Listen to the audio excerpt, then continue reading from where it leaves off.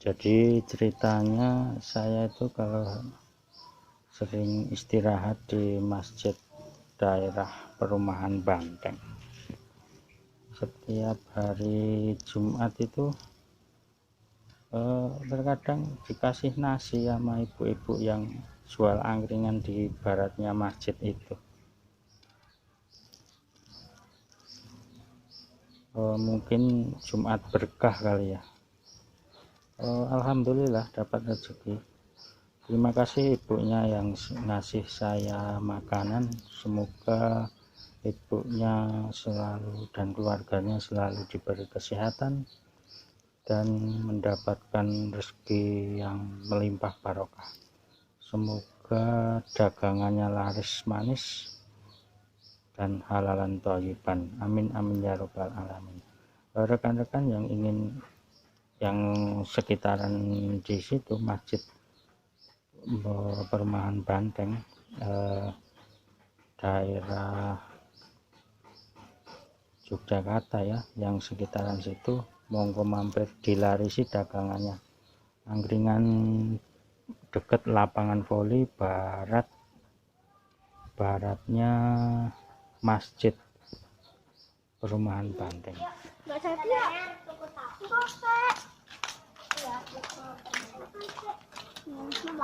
Ya, ada. Halo guys.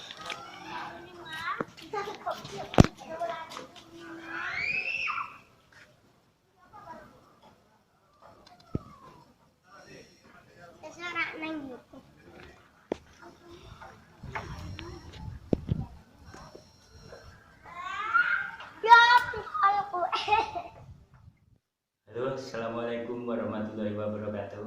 Ketemu lagi dengan saya, Dewa Petir Produsen. Terima kasih rekan-rekan masih setia bersama kami Dewa Petir Produsen. Semoga rekan-rekan selalu diberi kesehatan, rezeki yang melimpah dan umur yang panjang. Amin amin ya rabbal alamin. Rekan-rekan semua, tidak lupa kita selalu bersyukur kepada Allah Subhanahu wa taala karena kita selalu diberi kesehatan, selalu diberi nikmat rezeki yang barokah, yang banyak dan barokah.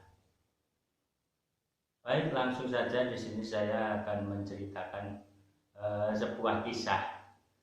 Pada waktu itu di usia saya SMP, mungkin 97-an sekitar itu, mungkin kelas 1 SMP mungkin.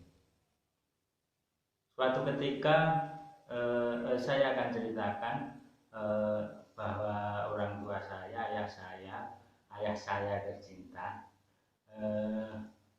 dia menghidupi putra-putranya dengan pijat tradisional ya. Jadi pijat kesehatan itu. Suatu ketika di sore hari habis maghrib di Surup ya, habis maghrib itu ada tamu bertamu ke tempat kami dengan niat ingin pijat ya. Dia datang, gitu. Monggo, ternyata Pak Lek saya, suaminya Lek saya, jadi suaminya adiknya ibu saya gitu. Namanya Lek ya Pak dalam panggilannya. Monggo mlebet Lek gitu. Beliau itu orang yang dihormati dan disegani karena beliau suka menolong dan sudah mungkin terkenal ya daerah situ, suka menolong dengan apa ya,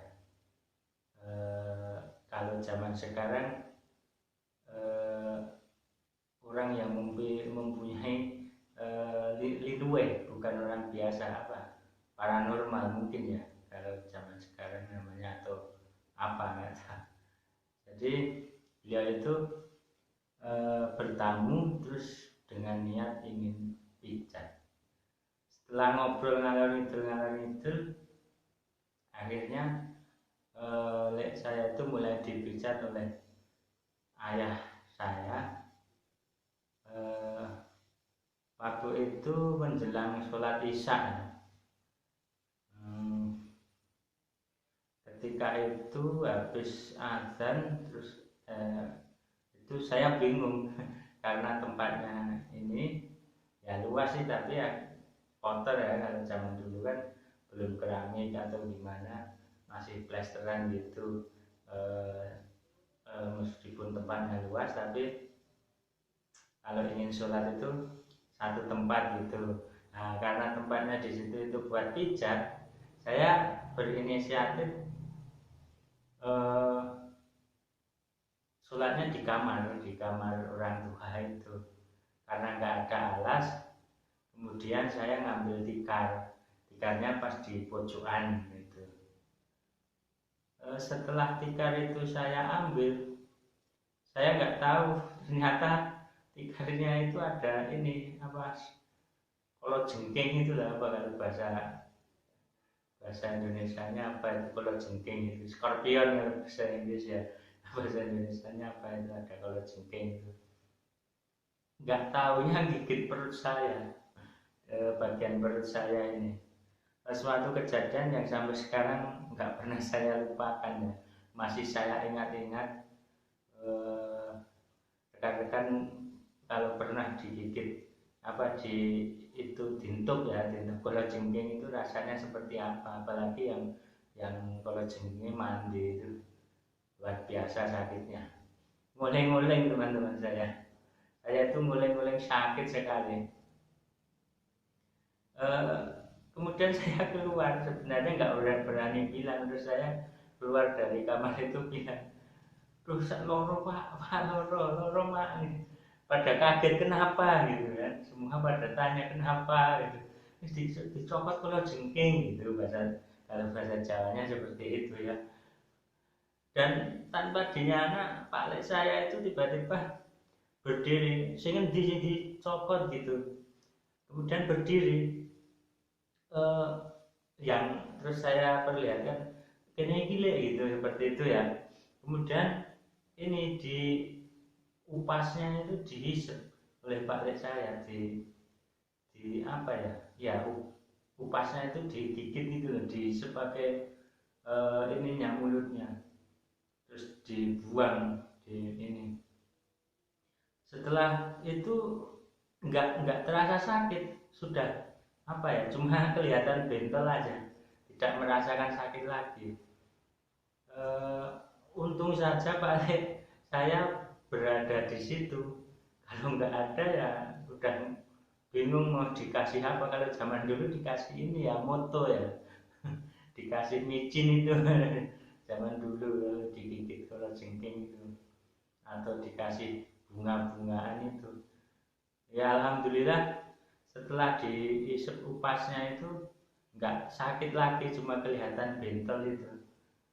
Itu pengalaman saya yang luar biasa, yang tidak akan saya lupakan.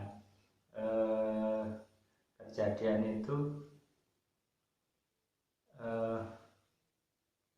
untung Pak Lek saya ya yang bisa ya, yang sing iso nambani, maksudnya bukan orang yang biasa terus ya berani. Itu alhamdulillah pas ada di situ. Salam hormat saya kepada Pak Lek saya ya, karena hanya bisa mendoakan semoga Pak Lek saya selalu diberi kesehatan dan umur panjang oleh Allah Subhanahu wa Ta'ala. Tidak bisa memberi apa-apa, hanya bisa mendoakan. Mungkin kalau tidak ada Pak Lek saya, upas itu ya menyebar apa ke seluruh tubuh ya, meskipun tidak berakibat fatal mungkin pada tubuh saya, tapi pasti saya akan kesakitan. itu salah satu apa ya pertolongan melalui pertolongan dari Allah melalui Pak Lek saya. Sampai sekarang rasa hormat saya kepada Pak Lek saya dan keluarga saya sangat ini dijaga, menghormatinya seperti menghormati seperti menghormati seorang guru atau yang lainnya. Jadi hormat karena pertolongan melalui pertolongan Allah melalui Pak Lek saya itu.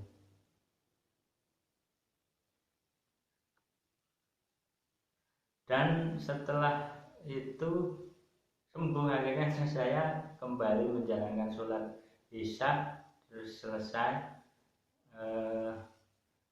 Terus setelah 1 jam hampir 2 jam, setelah hampir 2 jam dipijat oleh bapak saya selesai. Terus yang saya suka dari Pak Lek saya itu saat Pak Lek saya itu sering bercerita soal-soal seperti itu, misalkan soal ini, soal hal-hal yang gaib, soal waktu jalan kan zaman dulu nggak ada jembatan, itu mau ke tempat kami itu di kampung kami sama kampung Pak Lek itu dibelah oleh Sungai Oyo yang besar itu.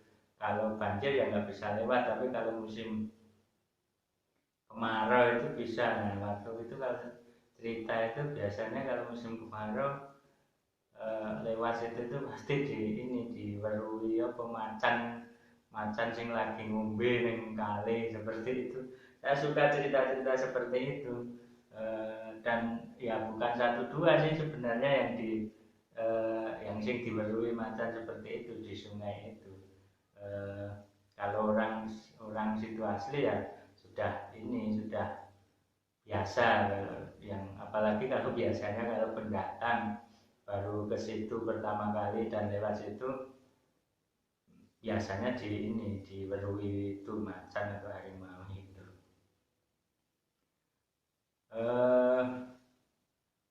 Rekan-rekan Sobat Dewa Petir Production, intinya kita ada hikmah yang bisa kita petik di dalam situasi apapun. Selagi kita bisa membantu orang lain, selagi kita bisa melakukan hal-hal yang bisa meringankan orang lain, mari kita lakukan.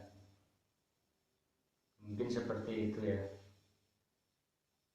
Dan rasa hormat kami kepada Pak Lek, mohon maaf kejadian ini saya ceritakan di sini karena apa? Karena masih membekas di ingatan saya kejadian itu.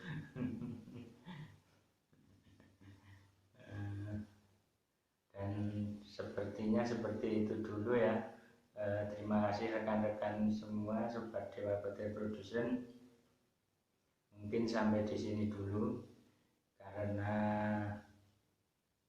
mungkin besok sampai ketemu besok dengan materi yang baru.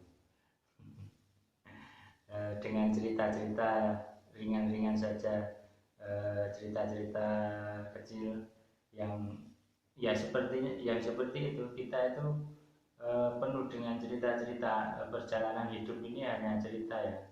Kalau kita tidak bisa menceritakan seperti ini, ya udah perjalanan hidup kita hilang nanti. Hilang, tidak akan membekas. Maksudnya hilang, tidak membekas, sudah hanya tinggal kenangan. Itu pun hanya beberapa orang yang mengenang kita. Lalu setelah itu beberapa orang itu sudah tidak ada yang kenal, karena kita hanya orang-orang biasa. Oke Sobat Dewa Petir Production, begitu yang bisa saya sampaikan. Jangan lupa jaga kesehatan, jangan lupa beribadah, Jangan lupa sholat 5 waktu bagi yang muslim, sholatnya tidak boleh bolong-bolong. Oke, akhir salam. Wassalamualaikum warahmatullahi wabarakatuh. Salam.